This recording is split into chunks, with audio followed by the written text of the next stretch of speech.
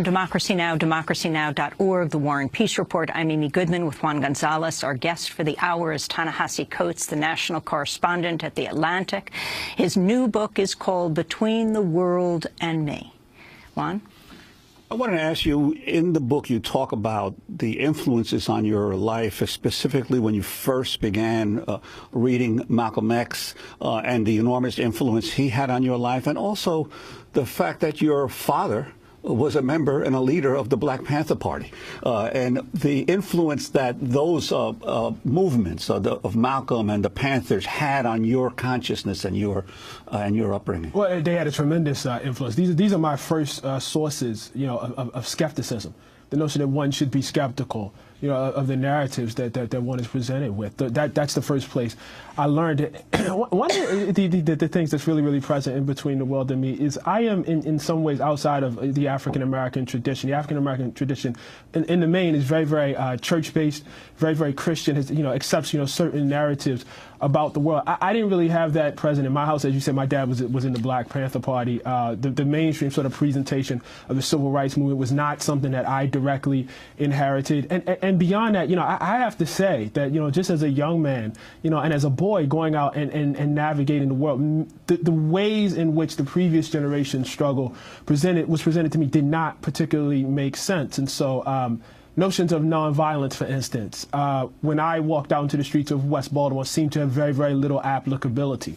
Violence was essential to one's life there. It was everywhere. It was all around us. And then when one looked out to the broader country, as I became, more politically conscious, it was quite, obvious that violence was essential to America, to its past, to its present, and to its future. And so there was some degree of distance for me between how my politics and how I viewed the world at that time and what was presented as my political heritage. And instead I very much gravitated to my dad, sort of political activism with the Black Panther Party, and really to Malcolm X, who I would argue influences this book, who had a very pragmatic, tactile view of America and of history. I can remember in Message to the Grassroots him saying, he's critiquing nonviolence, and so he says, don't give up your life, preserve your life. It's the best thing you have going, and if you got to give it up, make sure it's even Steven. And some hear that as braggadocio, but for me it was a profound claim about the value of your body.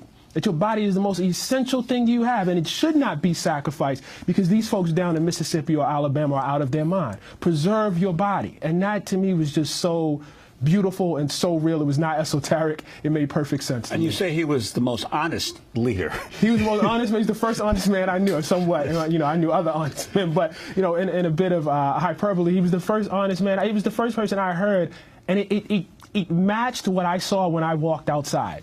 It matched what I saw when I opened up, my history books about the country.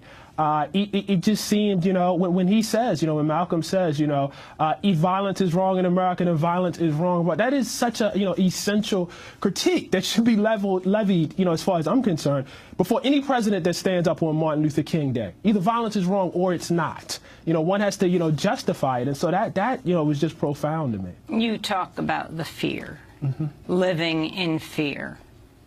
Yeah, and this, to tie this into the previous question, life in Baltimore is, and will be for some time, quite violent. I can remember, as to talk about in the book, being a young man coming out of my elementary school, seeing what should have been just an after-school fight, and seeing one of these boys pull out a gun. And being very present at the age of, say, 11 years old, that children were walking around with the ability to end the lives of other children.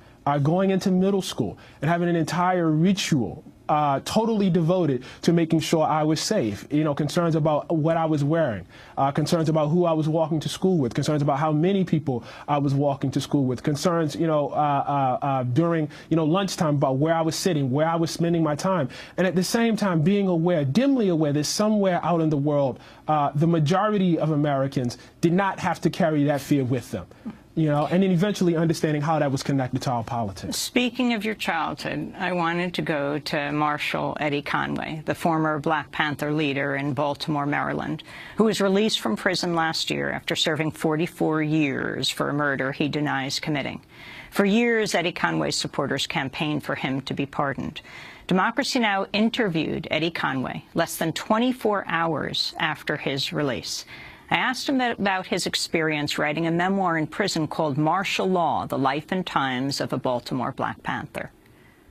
I think at some point I realized I was getting older, and I realized that I had a lot of experiences and a lot of history of things that had happened, and they hadn't been recorded, and I think they would have been lost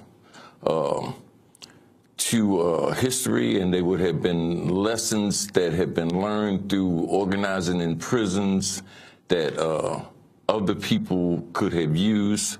So I think at some point I sat down and I started writing, and I tried to capture what it was that we had tried to do during those turbulent years that George Jackson was organizing in California, and Attica occurred in New York.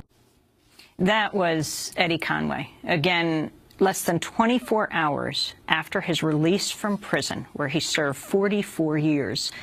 Can you, Ta-Nehisi Coates, talk about Eddie Conway's presence in your life, even behind bars? Well, it's a little emotional for me, and I'll explain why. When people hear the term political prisoner, especially on the left, it becomes a kind of abstraction. Folks are aware of, injustice, and they're aware that there are folks in prison who are in prison, largely because of their activism.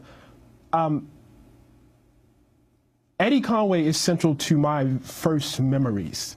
My parents used to take me to, when it was open, the Baltimore City Penitentiary to see Eddie Conway.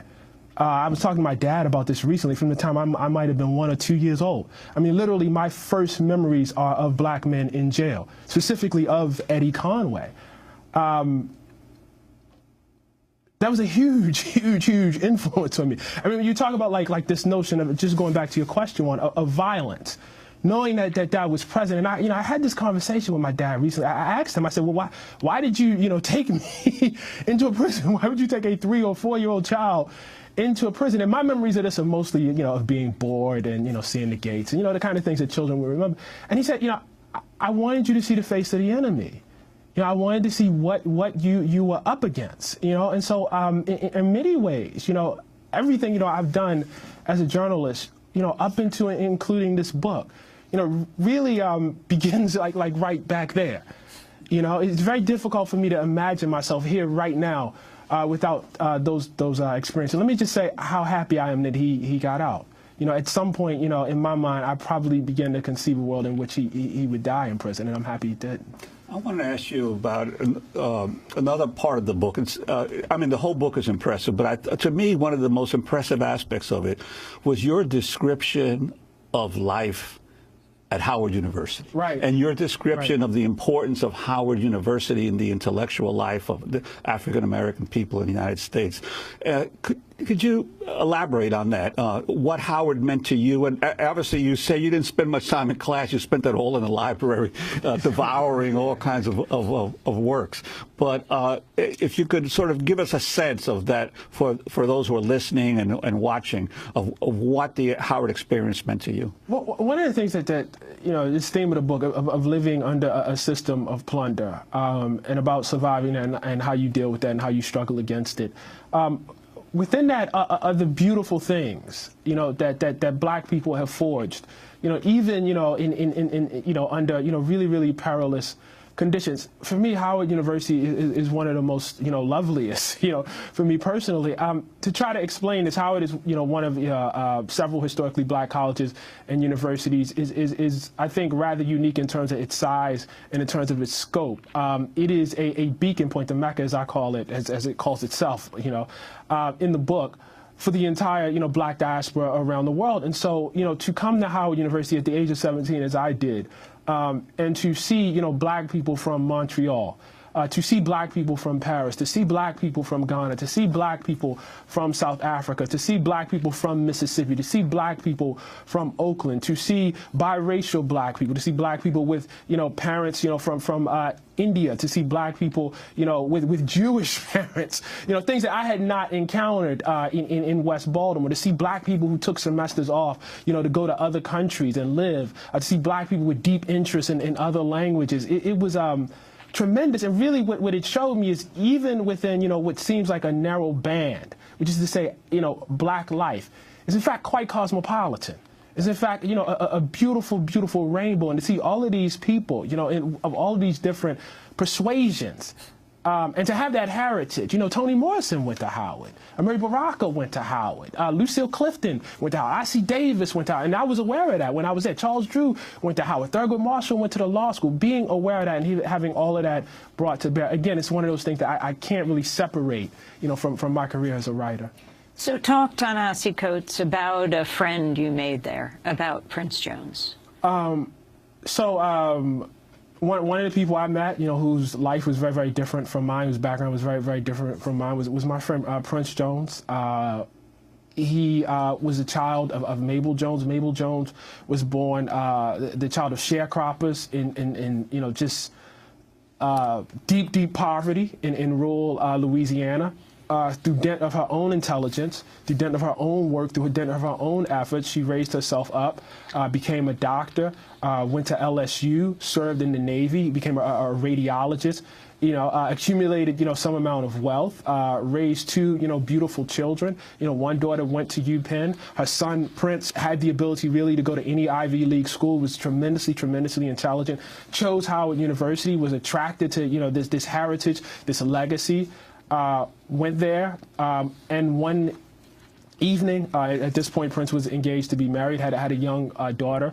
One evening, a police officer who was dressed as an undercover officer, dressed as a criminal, was in pursuit of some other suspected criminal, somehow confused the two, followed my friend Prince Jones's Jeep from Prince George's County, Maryland, the suburbs of Maryland, through Washington, D.C., out into the suburbs again, into Virginia, where he shot him.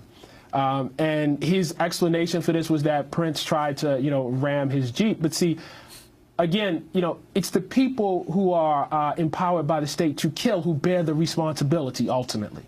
And I have oftentimes tried to imagine myself in Prince's shoes, finding out that somebody is following me, who's literally dressed to be a criminal, at 2 o'clock in the morning across 3 different jurisdictions. How would I respond? Prince was shot, mere yards from his fiancée's home. Nothing was done about this. The officer was never prosecuted. The officer was, in fact, put back out on the streets to, continue, applying his trade. I had to sit with that for 15 years. And again, that was one of the events, not to, to say nothing of what his mother's sitting with it.